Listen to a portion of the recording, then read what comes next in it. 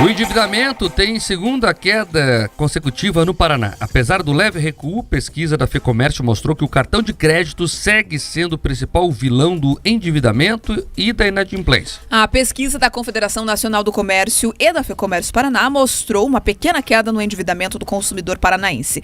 De acordo com o levantamento, 94,2% aí das famílias do estado possuíam algum tipo de dívida em setembro, índice levemente inferior aos 94,6% de agosto. Os dados foram divulgados na última semana. Foi o segundo mês consecutivo de redução do endividamento no Paraná, resultado que manteve o estado na vice-liderança do ranking brasileiro de consumidores com dívidas. A primeira posição segue com o Rio Grande do Sul, onde pouco mais de 96% da população tem algum tipo aí de pendência. Essa queda foi puxada principalmente pelas famílias que recebem mais de 10 salários mínimos, cujo endividamento passou de 95,8% em agosto para 94,6% em setembro. A gente vê que são diferenças aí bem reduzidas.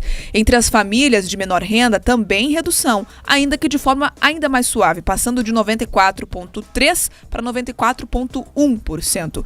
Já os inadimplentes têm aquela parcela aí de endividados com contas em atraso há mais de 3 meses e se mantém estável em pouco mais de 18%, isso desde julho.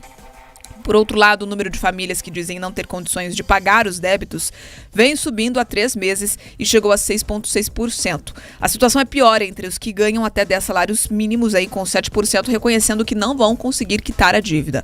O cartão de crédito segue como principal fonte de endividamento em setembro, concentrando mais de 84% dos débitos dos paranaenses. Consumidores que começam a ter uma luz no fim do túnel com a lei do Desenrola Brasil, sancionada pelo governo federal no início do mês. O programa voltado à renegociação de dívidas pessoais limita os juros cobrados no cartão rotativo do cartão aí a 100%. Em agosto, a taxa média registrada no país foi de mais de 445%.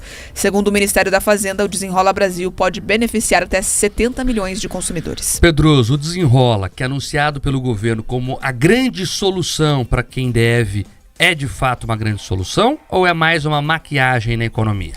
É um primeiro passo. A gente tem que entender que é uma medida positiva, foi aperfeiçoada pelo Congresso. Essa questão, inclusive, do debate sobre o rotativo do cartão de crédito, ele amadureceu muito ali no debate, tanto dos deputados quanto dos senadores.